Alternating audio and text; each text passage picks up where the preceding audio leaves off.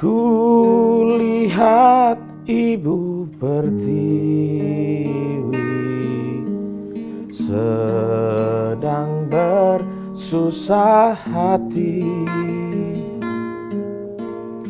Air matanya berlinang, mas intannya terkenang. Hutan, gunung, sawah, lautan, simpanan kekayaan. Kini ibu sedang lara, merintih dan berdoa.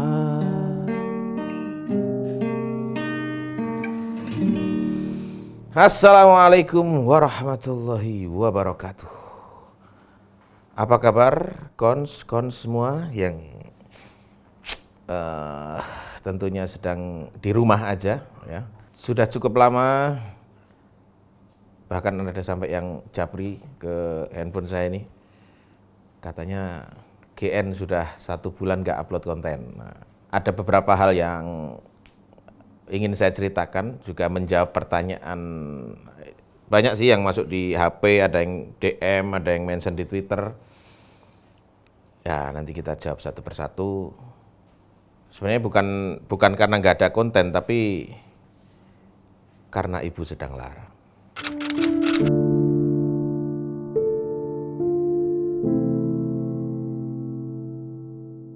Ibu sedang lara itu yang saya maksud adalah Ibu Pertiwi. Jadi hari ini seluruh dunia, tidak hanya Indonesia, sedang dilanda sebuah virus yang sesungguhnya lemah, namun penyebarannya luar biasa. Dan kita semua hari ini tidak bebas melakukan banyak hal, tidak seperti biasanya kita bisa bertatap muka, kita bisa berpelukan, bisa menumpahkan segala rasa dengan ya seperti biasa. Sehingga kita harus melakukan banyak hal dengan tidak biasa. Ya seperti saya misalnya sebagai anggota DPR, ketika rapat paripurna, rapat komisi, juga dengan protokol-protokol yang telah ditentukan, protokol COVID-19. Tentu ini juga menyulitkan banyak hal, karena ketika rapat virtual, itu juga ada banyak hal yang kemudian rasa itu tidak sampai, karena harus melalui layar kaca. Inilah kadang rasa itu tidak bisa diwakili dengan teknologi. Kemudian banyak hal lah yang membuat kita hari ini tidak bekerja seperti biasa. Namun kita tidak boleh menggerutu ya. Atau kalau bahasa saya lebih baik menyalakan lilin daripada mengutuk kegelapan. Nah oleh karenanya selama sebulan ini kemudian sambil menjalankan aktivitas-aktivitas keseharian ya sebagai anggota DPR, sebagai Ketua Umum Baganusa, sebagai kepala keluarga, sambil kemudian memikirkan banyak hal untuk bagaimana kita tetap berkarya, kita tetap produktif, menghasilkan sesuatu yang bermanfaat untuk orang banyak.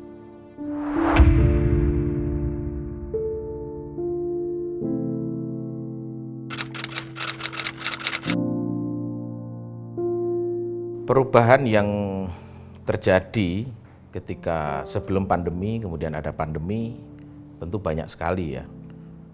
Dan kita semua juga merasakan. Kita tidak bebas misalnya kita ingin belanja makanan, ingin ngopi di warung-warung. Itu satu hal. Kemudian kondisi perekonomian yang juga tidak biasa. Banyak tetangga-tetangga kita yang selama ini bekerja di mana-mana kemudian tiba-tiba harus menganggur karena perusahaannya tutup. Dan saya kira ini dialami oleh jutaan orang. Kemudian kita tidak bisa silaturahim sebagaimana biasa, yang kemudian kita bisa bersalaman, kita cium tangan dengan kiai. Ya banyak sekali yang perubahan-perubahan yang terjadi, dan itu tentu dialami oleh siapapun.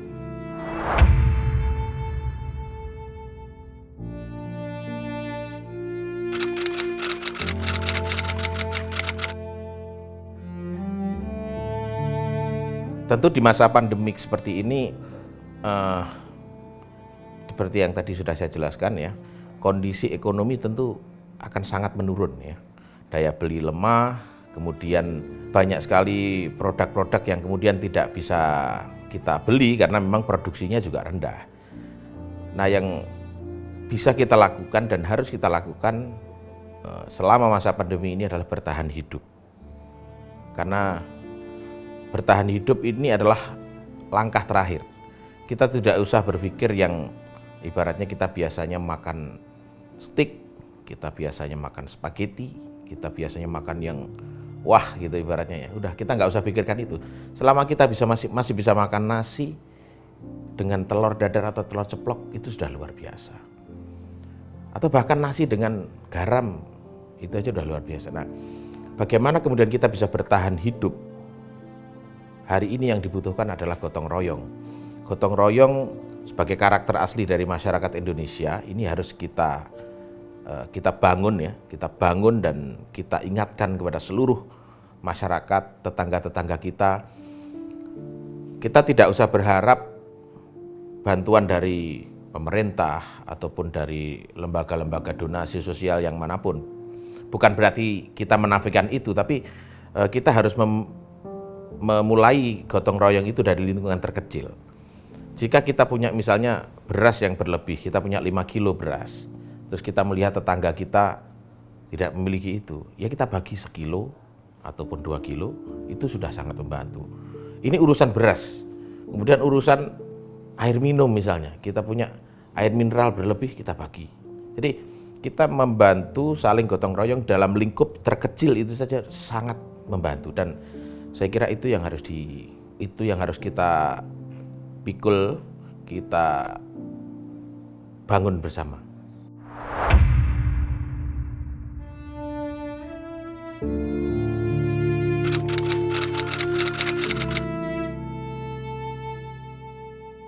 Dan alhamdulillah selama ini saya melihat ya peran serta dari seluruh elemen masyarakat, baik itu pejabat, kemudian para pengusaha, kemudian masyarakat ini muncul dengan dengan gegap gempita, dengan serentak, dan tentunya dengan keikhlasan.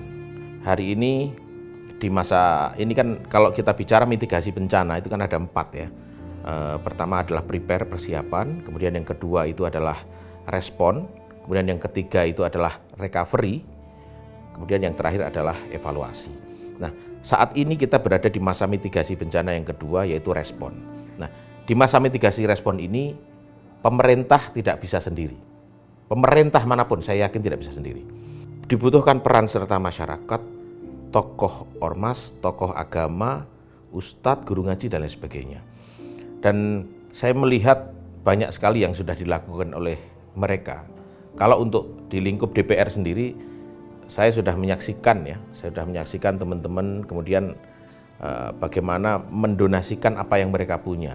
Misalnya berbagi masker, hand sanitizer, berbagi APD, hazmat, baik melalui partainya masing-masing atau melalui institusi DPR ataupun dengan cara-cara yang lain.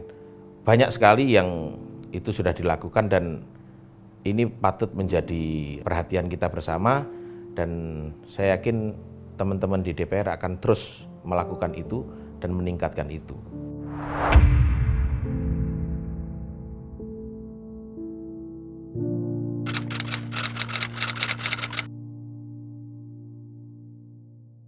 Saya yakin saya mengalami banyak hal yang kemudian itu juga dialami oleh teman-teman anggota DPR.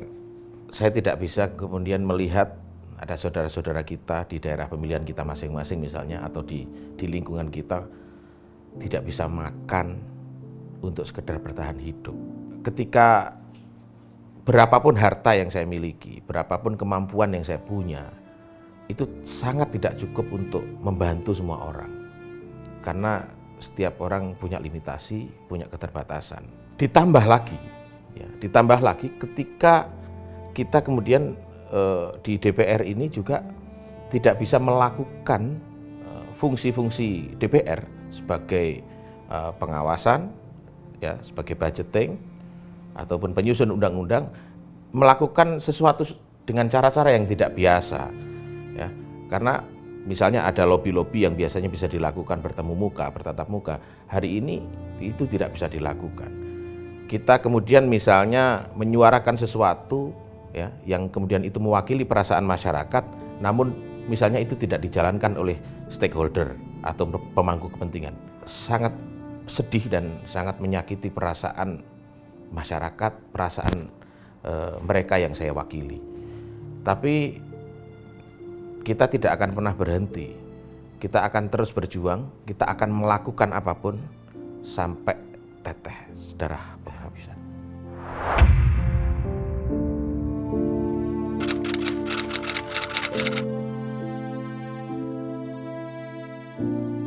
Banyak analis, banyak institusi-institusi yang kemudian sudah memberikan prediksi, misalnya COVID ini akan selesai di bulan Juni, bulan Juli, bahkan ada yang bilang di akhir tahun ini, bahkan ada juga yang bilang mungkin 2 tahun baru selesai. Ya, semuanya prediksi, karena takdir ini semuanya adalah di tangan Tuhan, ya. Namun bukan berarti ketika takdir di tangan Tuhan kita tidak melakukan upaya, kita tidak melakukan ikhtiar. Maka menjadi penting bagaimana saya sebagai legislator melakukan dorongan kepada pemerintah untuk bisa bekerja serius menangani ini. Satu hal misalnya, ini yang hari ini sangat penting, bagaimana pemerintah bisa melindungi tenaga medis. Kalau selama ini yang digembor-gemborkan, bagaimana tenaga medis itu diberi insentif sekian juta per bulan, nggak penting. Yang penting harus dilakukan oleh pemerintah adalah beri mereka amunisi dan peralatan yang lengkap.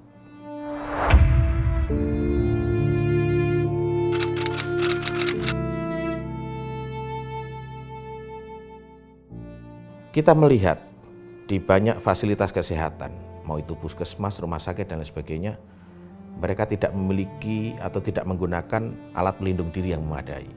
Ini berbahaya. Ini berbahaya sekali buat mereka. Karena apa? Nyawa tidak bisa ditukar dengan insentif yang diimpikan ataupun dijual ataupun yang ditawarkan itu. Nyawa nggak dijual di Indomaret, di Alfamart. Nyawanya Allah yang punya. Jadi yang paling penting hari ini untuk urusan tenaga medis, berikan mereka alat pelindung diri yang lengkap. Karena tenaga medis itu, mereka tidak berharap insentif, mereka nggak berharap bayaran, mereka berharap satu hal, mereka bisa menyelamatkan nyawa orang.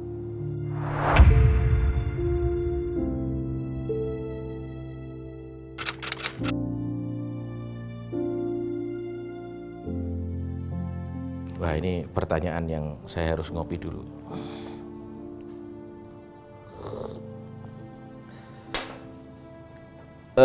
Selama ini, selama pandemi maupun tidak pandemi, saya memiliki jam tidur yang hampir sama. Kadang saya pulang sampai di rumah jam 2, jam 3 pagi, kemudian pagi-paginya jam 7, jam 8 kita harus keluar rumah lagi untuk beraktivitas. Ya, rutinitas itu hampir sama ketika pandemi maupun tidak pandemi. Kenapa waktu tidur itu menjadi pendek gitu kan? Emang kemana aja gitu kan? Ya kita melakukan banyak hal. Karena ketika saya menerima amanah sebagai apapun, mau sebagai Ketua Umum Partai Nusa, sebagai anggota DPR RI, maka banyak sekali tanggung jawab yang itu melekat di pundak saya dan itu harus dilakukan dengan serius. Karena kalau urusan laporan di dunia itu gampang, tapi tanggung jawab di akhirat, tanggung jawab atas nama sumpah janji saya kepada Allah Subhanahu wa taala itu yang berat dan mahal. Saya selalu berprinsip dari dulu bagaimana menjadi khairun nas anfa'uhum linnas. Dimanapun saya berada, menjadi apa saja, saya ingin menjadi seseorang yang betul-betul bermanfaat untuk yang lain dan gak mudah bro. Tapi bukan berarti tidak bisa. segala sesuatu, apalagi yang kasat mata, bisa kita lakukan asal kita mau belajar atau tidak.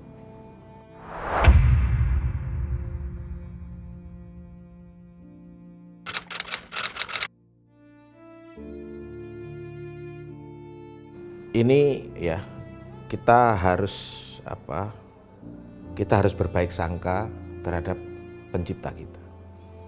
Kita harus husnudzon dengan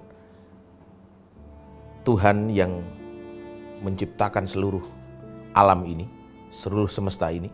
Bagaimana cara kita berbaik sangka, bagaimana cara kita berhusnudzon, ya, kita harus mengambil hikmah dari setiap kejadian yang menimpa kita. Ketika pandemi ataupun ketika tidak pandemi. Contoh ketika pandemi seperti ini, hikmah yang dapat kita ambil adalah kita memiliki waktu yang lebih banyak dengan keluarga. Contoh saya misalnya, saya memiliki waktu lebih untuk bisa berdiskusi dengan istri, dengan anggota keluarga yang lain.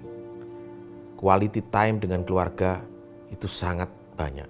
Bahkan di awal-awal Ramadan ini, ketika kemudian kita menjalani puasa, memulai puasa, ada perkataan istri saya yang kemudian membuat saya harus menangis.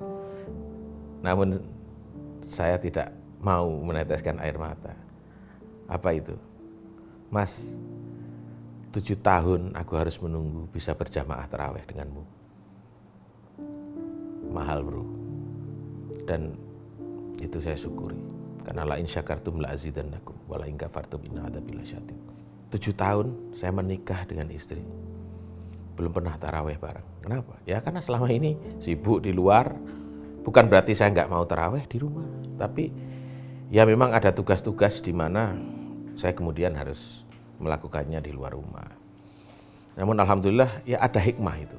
Satu, kita punya waktu yang lebih banyak dengan keluarga, lebih intens,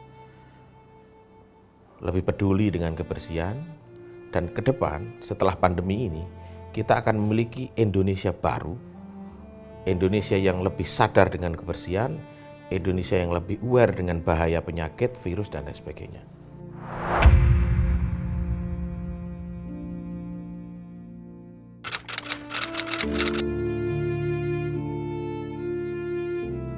Banyak pihak yang berspekulasi bahwa misalnya COVID-19 ini muncul diciptakan oleh seseorang, ada kemudian analisa-analisa intelijen yang begini begitu. Buat saya nggak penting. Dan bukan saatnya kita ngomong itu. Hari ini yang paling penting adalah bagaimana kita bersatu, kita bersama-sama menjaga diri kita dan menjaga setiap orang untuk bisa bersama-sama melawan COVID-19 ini. Caranya patuhi anjuran pemerintah. Misalnya, kita pakai masker ketika keluar rumah, kita tetap stay di rumah ketika tidak ada sesuatu yang penting untuk kita harus keluar. Dan yang paling dahsyat lagi adalah menjaga daya tahan tubuh kita, imunitas kita. Sehingga makna yang harus kita ambil dari COVID-19 ini terlihat bahwa kita ini bukan apa-apa, kita ini bukan siapa-siapa. Allah atau Tuhan itu baru nguji kita dengan virus yang ecek-ecek begini aja kita sudah tidak berdaya. Coba, kalau Allah menguji kita dengan hal yang lebih besar. Wow, habis bro.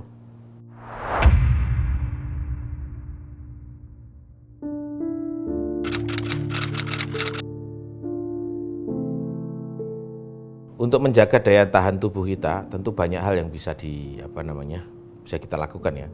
Pola makan itu tentu penting ya. Bagaimana makan makanan yang bergizi, yang seimbang, kalorinya dan lain sebagainya, karbohidratnya. Makanan sederhana, tidak perlu yang mewah-mewah. Misalnya pagi makan nasi sama telur, kemudian siang apa, malam apa, itu satu. Kemudian yang kedua, bagaimana kita bisa mengonsumsi sehari-hari itu minuman yang memang bagus untuk daya tahan tubuh kita. Wedang jahe, wedang ronde, wedang uwuh, banyak sekali minuman-minuman yang kemudian itu ada di sekitar kita, yang itu bisa menjadi imun atau menambah daya tahan tubuh kita. Tanaman-tanaman kesehatan di sekeliling kita sangat banyak. Itu satu. Kemudian kebetulan saya ini ada di Pagar Nusa. Saya rutin setiap hari, setiap pagi salam Pagar Nusa 7 kali sambil bersolawat. Kemudian malam menjelang tidur salam Pagar Nusa lagi 7 kali. Alhamdulillah itu sangat menjaga daya tahan tubuh kita. Yang pengen tahu bagaimana salam Pagar Nusa, nanti kita buat, nanti kita kasih.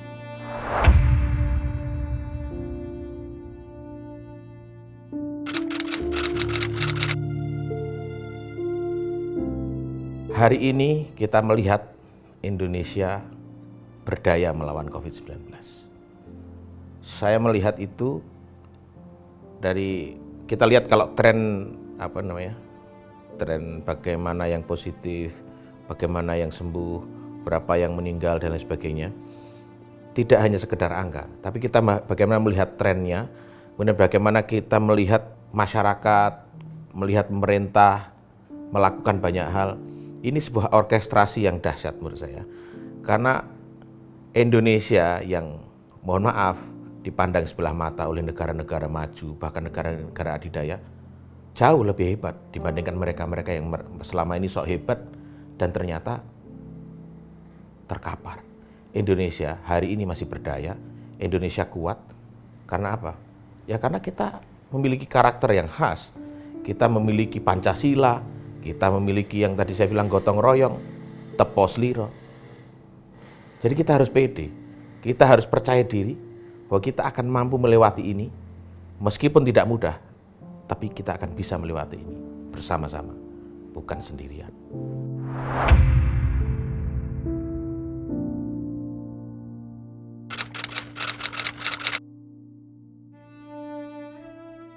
Sebenarnya kalau bilang kenapa konten YouTube GN ini kosong 1 bulan, bukan berarti kita nggak ada konten ya. Ada sebenarnya konten itu, misalnya Gus News ada 11 dan 12 yang memang belum muncul. Kemudian ada konten-konten lain yang sudah siap sebenarnya. Namun saya tidak kuasa. Saya tidak kuasa menguploadnya karena alasan-alasan yang saya juga tidak bisa bicara. Karena Ibu Pertiwi sedang lara, ya kita harus merintih dan berdoa.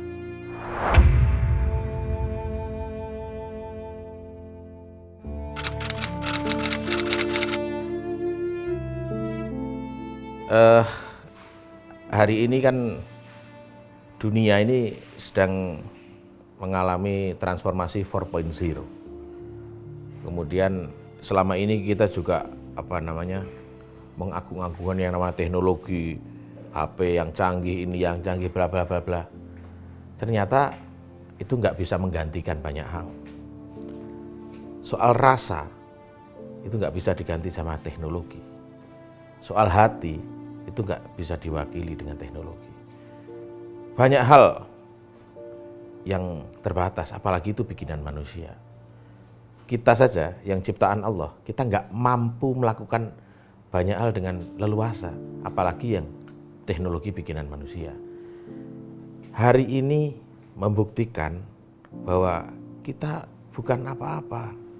Kita ini hanya makhluk ciptaan Tuhan yang diciptakan oleh Allah untuk beribadah.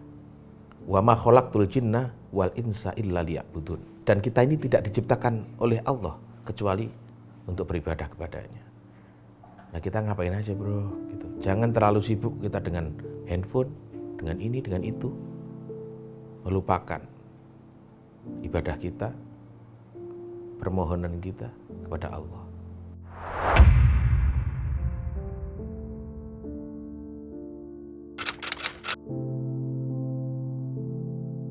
Hari ini kita masih dalam proses melewati masa pandemi ini. Tentu banyak protokol-protokol yang harus kita patuhi. Tetap di rumah aja, tidak kemana-mana, tidak keluar jika tidak benar-benar urgent. Termasuk kita biasanya tarawih di masjid. Kita biasanya juga iktikaf di masjid, tadarus di masjid. Banyak hal yang biasanya dilakukan di luar rumah. kita nggak bisa. Hari ini kita lakukan semuanya di rumah. Termasuk mudik lebaran. Kalau biasanya kita kemudian anjang sana, anjang sini, silaturahim kepada saudara kita, sanak famili kita. Tentu di Ramadan ataupun di Idul Fitri kali ini, itu akan sangat berbeda. Saling memaafkan, silaturahim mungkin kali ini diwakili melalui virtual, ya, melalui teknologi. Meskipun rasa itu nggak nyampe, tapi itulah yang harus kita lakukan, itulah cara yang harus kita lewati, itulah mekanisme yang harus kita gunakan sehingga kita bisa sesegera mungkin melewati pandemi ini.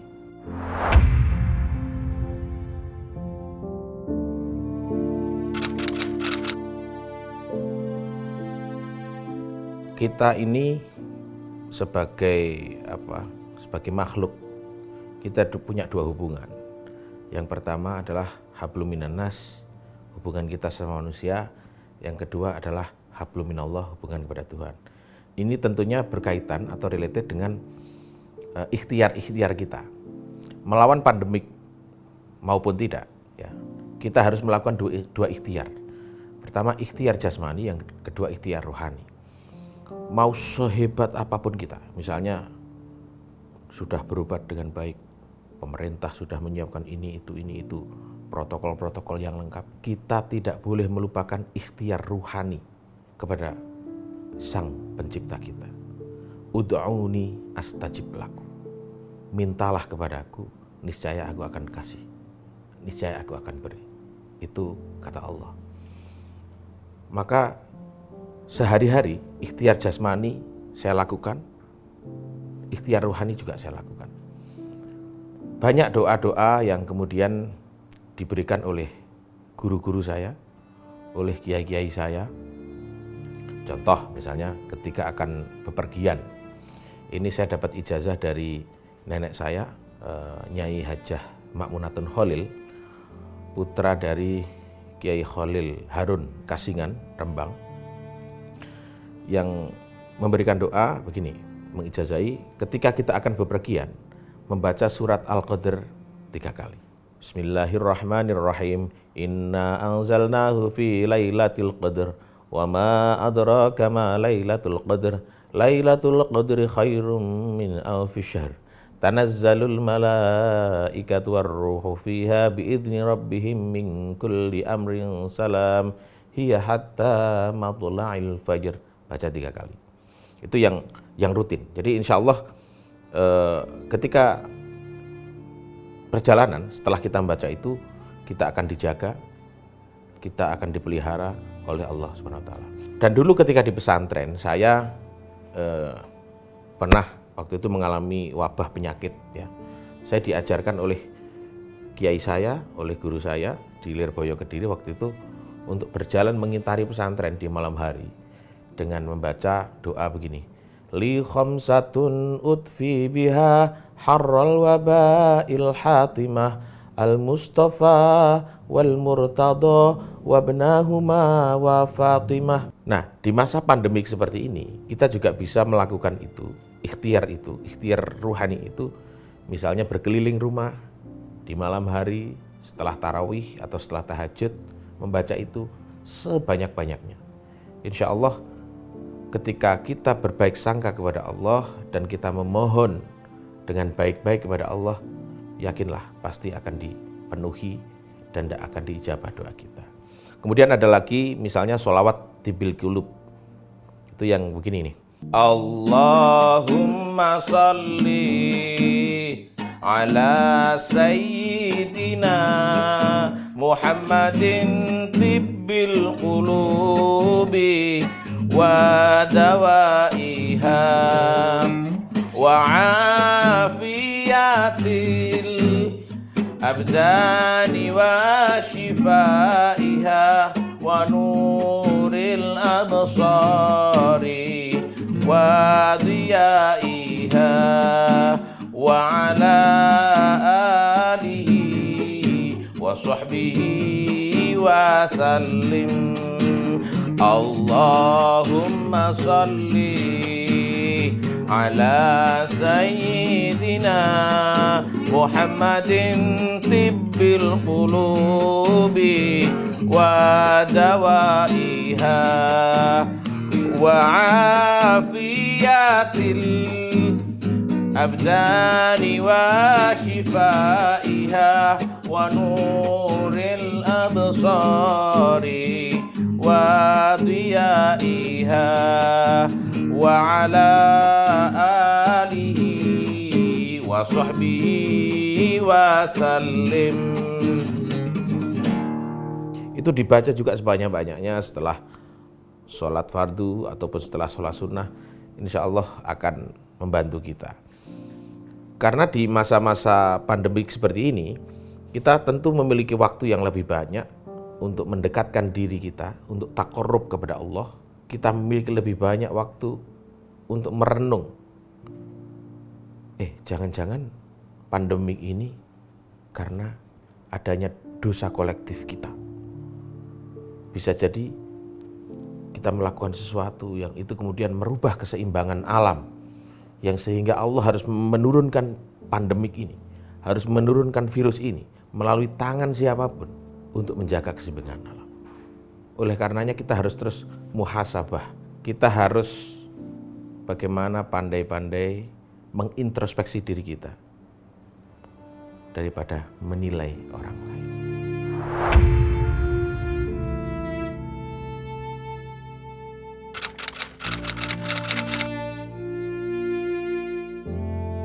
Kita boleh percaya diri, tapi kita nggak boleh jumawa. Percaya diri itu kita yakin bahwa kita akan bisa menghadapi ini, melewati ini dengan sukses. Itu percaya diri. Tapi kita nggak boleh jumawa terus. Saya sudah berdoa, saya sudah minta kepada Allah, gua antivirus. Nggak, bos. Virus itu nggak kenal masyarakat jelata, nggak kenal pejabat, nggak kenal kiai, nggak kenal santri. Karena ada yang namanya sunnatullah. Yang namanya penyakit itu bisa kena siapa saja. Makanya ada ikhtiar jasmani, ada ikhtiar ruhani. Dua-duanya harus jalan. Ikhtiar adalah sebuah usaha yang harus terus-menerus kita lakukan menuju khair, menuju kebaikan. COVID-19 ataupun novel coronavirus atau apalah itu nama ilmiahnya. Ini adalah virus yang cukup berbahaya. Virus ini sangat mudah untuk ditangkal. Kena sabun, dead. Kena hand sanitizer, meninggal. Jadi selama kita menjalankan protokol dengan baik, virus ini sangat mudah kita singkirkan. Namun memang penularannya yang terlalu mudah, terlalu gampang, sehingga bagaimana kita harus membatasi diri. Yang lebih berbahaya dari COVID-19 ini banyak sekali. Pertama, hoax. Hoax tentang COVID-19 ini lebih ngeri daripada COVID itu sendiri. Itu yang pertama. Yang kedua, saya bilang tadi ini adalah ujian bagi kita. Bagaimana kita bisa bergotong royong atau tidak? Bagaimana kita bisa membantu sesama atau tidak hari ini? Jadi yang lebih berbahaya dari COVID-19 adalah tentang kemanusiaan kita. Hari ini kita diketuk, hari ini kita diuji. Kita bisa nggak sih memanusiakan manusia yang lain? Bisa nggak sih kita meringankan sesama, membantu sesama kita? Dan ada yang bahaya juga. Itu parno. Jadi karena banyaknya hoax tadi, hoax yang muncul atau bahkan kita terlalu takut tentang virus ini, maka itulah yang kemudian akan menurunkan daya tubuh kita, imun kita. Jadi kita nggak boleh parno tentang COVID-19 ini, tapi kita tetap harus waspada bahwa itu bisa mengancam kita kapan saja dan di mana saja.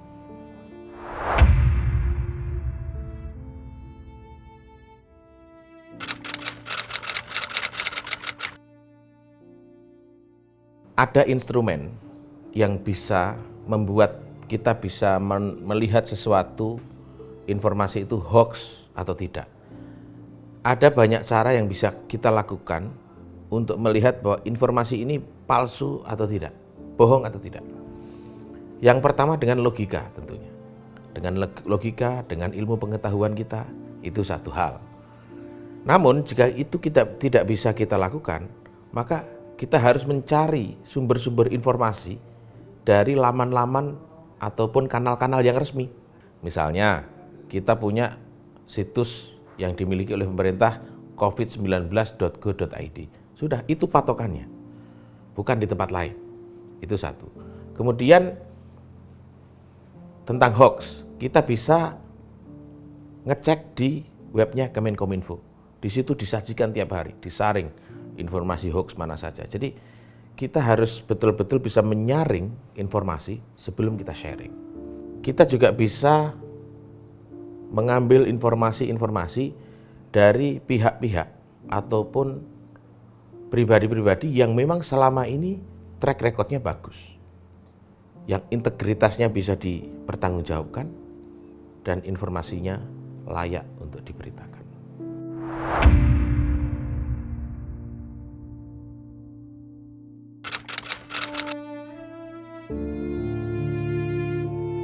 Yang namanya virus itu harus ada antivirus.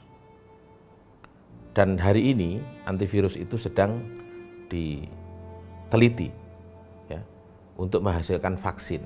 Ini menurut ahli virologi yang saya baca dari berbagai literatur.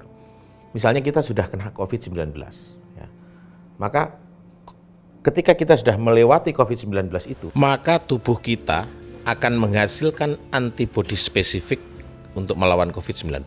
Nah, bagi orang yang belum pernah kena COVID-19, maka dia harus divaksin, ya, supaya nggak kena COVID-19. Apa sih pentingnya vaksin itu? Vaksin itu kita ibaratnya kalau ini hard disk ya, sel ini hard disk, kita memasukkan program atau menginsert file di dalam sel kita supaya ketika datang COVID-19 ini kita sudah bisa nolak. Antibodi kita muncul, daya tahan tubuh kita bisa menjadi benteng buat kita untuk melawan COVID-19. Persoalan hari ini, COVID-19 itu tidak hanya satu. Setidaknya ada beberapa mutasi dari COVID ini. Ya. Kalau tidak salah saya dengar ada 4 atau 5 mutasi dari COVID-19 ini. Jadi bisa jadi misalnya saya sudah kena COVID hari ini ya, saya sudah kena COVID yang A. Kemudian saya sudah sembuh dari COVID yang A tadi, COVID-19 yang A tadi. Namun bisa jadi besok saya kena COVID lagi, tapi COVID yang B. Karena ini masih masih dinamis, masih berubah terus. Makanya pentingnya kita untuk stay at home, tetap di rumah dan mengikuti anjuran pemerintah. Kalau COVID-19 itu hanya satu saja dan tidak bermutasi, sudah selesai hari ini. Tapi karena mutasi dari virus ini lumayan banyak, sudah 4 atau 5 hari ini, maka kita tetap harus berhati-hati dan mengikuti anjuran pemerintah. Kenapa harus mengikuti anjuran pemerintah? Ya bagi kita yang muslim jelas, sudah ada perintah Allah, ati'ullaha wa ati'ur rasulah wa ulil amri minkum. Taatlah kepada ulil amri, taatlah kepada pemerintahmu. Ketika pemerintah sudah memerintahkan ini, nggak usah diperdebatkan, laksanakan. Bahwa kita akan melakukan kritik, tetap kita lakukan kritik yang konstruktif, yang membangun. Saya misalnya, anggota DPR RI dari fraksi partai pendukung pemerintah. Namun saya juga tetap biasa melakukan kritik-kritik kepada pemerintah, kepada kementerian-kementerian tertentu, tapi kritik yang konstruktif, kritik yang membangun, bukan untuk menjatuhkan, tapi untuk kebaikan bersama. Dan ritme menyampaikan kritik itu juga harus teratur dan terukur. Kalau dulu sebelum pandemik ataupun sebelum masa mitigasi yang kedua ini, ketika masih prepare, semuanya kenceng bisa bicara. Tapi hari ini, di masa mitigasi bencana yang kedua ini, di masa respon ini, kalau nggak benar-benar penting untuk melakukan kritik, jangan mudah mengeluarkan kritik yang serampangan. Karena kritik yang serampangan itu belum tentu akan menolong kita, bisa jadi menjadi bencana buat kita.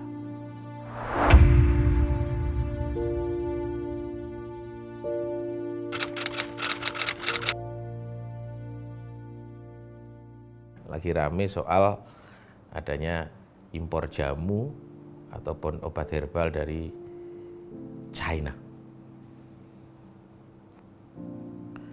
Ya, saya sih sesungguhnya tidak terlalu tertarik membahas ini. Namun karena kalau tidak saya jelaskan bisa jadi bahaya, okelah saya cerita sedikit. Jadi ada sebuah jamu atau obat herbal yang disebut Herbavit 19. Jadi ada teman kita, anggota DPR, bahkan beliau adalah pimpinan DPR, namanya Pak Sufmi Dasko Ahmad. Beliau dan keluarganya positif terkena COVID-19. Nah, kemudian beliau di bawah pengawasan 3 dokter mencari obat-obatan, mencari jamu, dan mencari banyak hal, mencari informasi tentang banyak hal, bagaimana supaya COVID-nya ini bisa disembuhkan. Nah, ada sebuah petunjuk melalui sebuah buku Traditional Chinese Medicine, ada dari Wuhan, China, dan itu sudah dipraktekkan di sana. Dan kemudian buku itu sudah diserahkan oleh DPR kepada Menteri Kesehatan untuk dipelajari juga. Nah, di situ ada sebuah ramuan yang mengandung belasan unsur di situ. Dan dari belasan unsur itu ada 2 unsur atau bahan baku yang memang harus diimpor dari China, harus diimpor dari luar negeri. Nah, kemudian akhirnya jamu ini dikonsumsi oleh Pak Sufmi Dasko beserta keluarganya di bawah pengawasan 3 dokter, dikonsumsi rutin selama 7 hari, ya, pagi sore minum itu, dan alhamdulillah sembuh. Dan beliau bernadar ketika sembuh dari COVID-19 ini, beliau bernadar akan menolong pasien-pasien yang lain untuk sembuh dari COVID-19. Akhirnya beliau sembuh, ya tentu sembuhnya karena Allah, dengan wasilah ataupun lantaran jamu ini. Akhirnya kemudian jamu ini diproduksi di Indonesia oleh TCM, Traditional Chinese Medicine yang ada di Indonesia, dan kemudian didaftarkan di Badan POM, dan alhamdulillah sudah keluar izinnya hari ini untuk membantu masyarakat. Demi nazar yang sudah dilakukan, demi nazar yang sudah disumpahkan, maka Pak Dasko bersama anggota DPR yang lain melalui Satgas lawan COVID-19 DPR RI melakukan misi-misi kemanusiaan, sebagaimana yang juga dilakukan oleh banyak institusi lain. Jadi kalau soal nasionalisme, soal keberpihakan kami atau bahkan saya, ataupun apa yang bisa menyembuhkan diri kita dari COVID-19, tadi pertama kita harus percaya diri dan nggak boleh parno. Kemudian yang kedua soal bagaimana menjaga daya tahan tubuh, imunitas tubuh.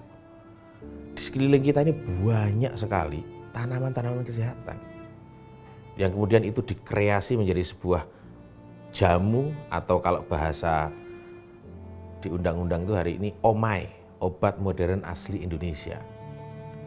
Di daerah pemilihan saya di Solo Raya itu, Sukoharjo, Boyolali, Klaten, Solo, Surakarta, itu banyak sekali produsen-produsen jamu yang kemudian selama ini kita dorong terus, kita advokasi mereka supaya OMAI ini, obat modern asli Indonesia ini, bisa menjadi tuan rumah di negeri kita sendiri. Karena faktanya hari ini 95% obat-obatan di Indonesia ini masih impor. Seperti kata Pak Jokowi. Kalau kita agak mundur sedikit ke belakang, Indonesia ini pernah menjadi raja rempah dunia. Peta persebaran rempah Indonesia ini melebihi One Belt, One Road yang hari ini dimiliki China. Di seluruh benua, Asia, Afrika, Amerika, Eropa, seluruh benua di dunia ini sudah merasakan betapa hebatnya rempah-rempah Indonesia. Dan itu harus kita dukung. Kita harus maju, kita harus produksi. Jadi kalau kita sakit jangan dikit-dikit obat kimia. Kalau kita sakit, cobalah kita cari aja tanaman di sekitar kita. Ada jahe, kita bikin wedang jahe. Kita minum wedang ronde, kita minum sekuteng, kita minum wedang uwo. Itu jauh lebih keren dan lebih murah, lebih fresh. Karena kalau kita pakai obat-obatan yang impor, satu, bahaya, pasti ada efek samping. Dan yang kedua, mempertanyakan nasionalisme kita, merah putih kita.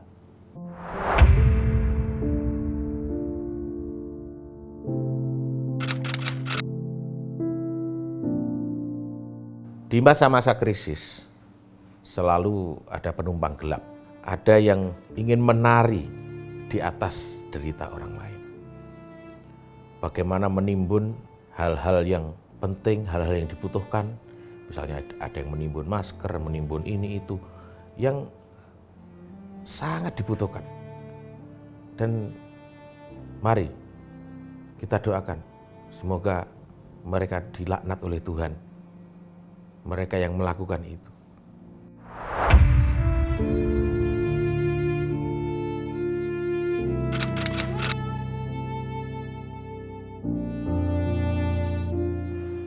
Seperti yang tadi saya bilang, banyak analisa-analisa yang memprediksi bahwa kita akan melewati COVID ini di bulan Juni, Juli, bahkan akhir tahun ini atau bahkan tahun depan. Yang hari ini wajib dilakukan oleh pemerintah adalah bagaimana menciptakan ketahanan pangan di masyarakat. Kita harus percaya diri bahwa kita bisa melewati itu. Caranya tadi, seperti yang saya bilang, bahwa kita harus gotong royong, kita harus bisa saling membantu di level terkecil. Dan melalui momentum ini, saya ingin mengajak kepada seluruh unsur, seluruh elemen masyarakat, mulai dari pemuda, tokoh masyarakat, tokoh agama, untuk bisa melokalisir persoalan-persoalan di level sekecil masing-masing. Misalnya ketika ada problem yang bisa diselesaikan di tingkat RT, cukup di tingkat RT, nggak usah dibawa ke RW. Yang RW nggak perlu dibawa ke desa, dan seterusnya. Jadi ada skala prioritas. Jadi jangan mudah mengeluh juga, tapi juga kita tetap harus percaya diri. Banyaklah mengeluh kepada Tuhan, banyaklah meminta kepada Allah.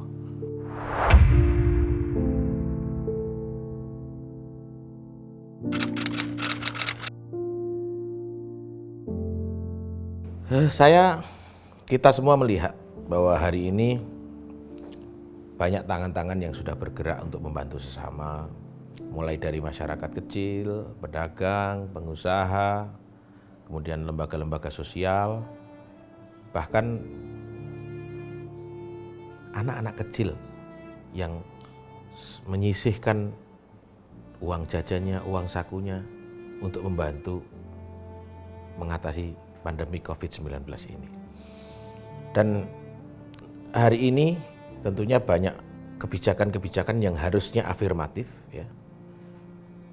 Banyak sekali birokrasi-birokrasi yang harusnya dipotong untuk lebih mudah, ya, untuk lebih mempermudah masyarakat untuk melakukan banyak hal.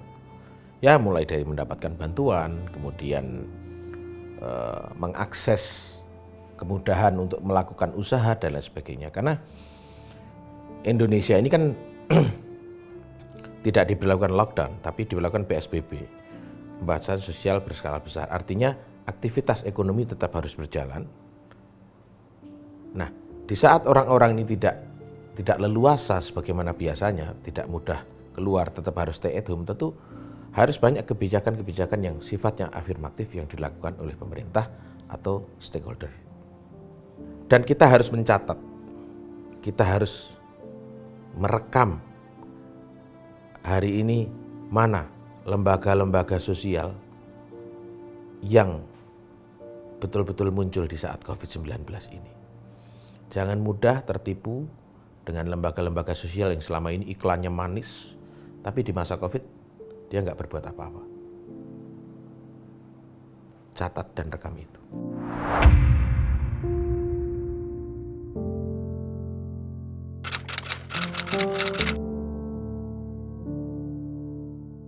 Nah, tadi kalau kita bilang virus kemanusiaan, itu sudah terbukti adanya. Kita sudah melihat beberapa waktu yang lalu ada jenazah-jenazah pasien COVID-19 yang kemudian ditolak dimakamkan.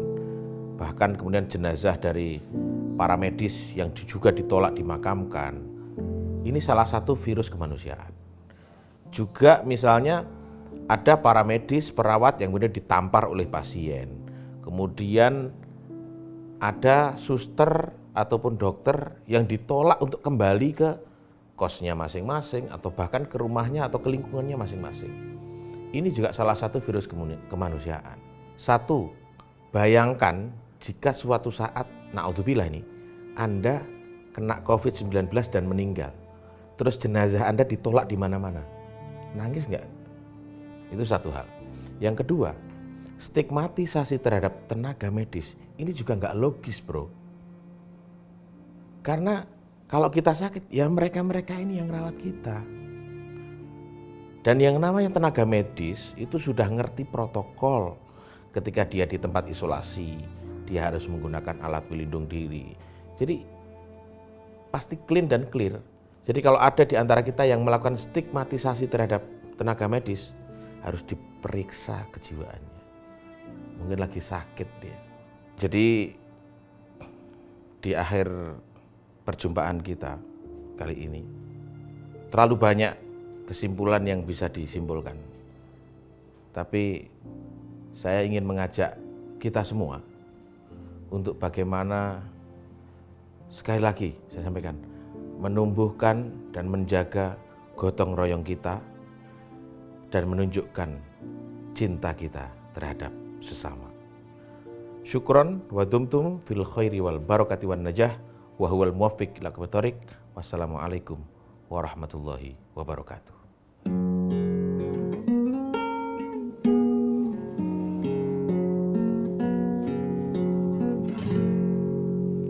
Jika aku mencari Tuhan, niscaya takkan ku temui.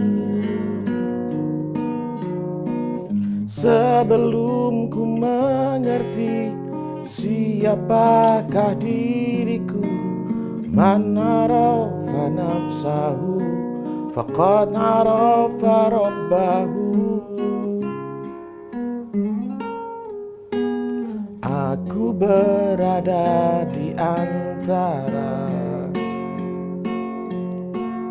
dalamnya samudra dan kesunyian, tingginya angkasa dan keramaian. Ku sebut namamu ya Rabbi.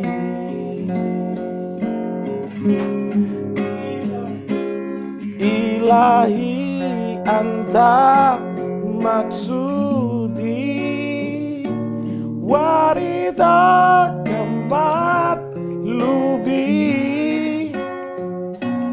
atini mahabbataka wa ma'rifataka.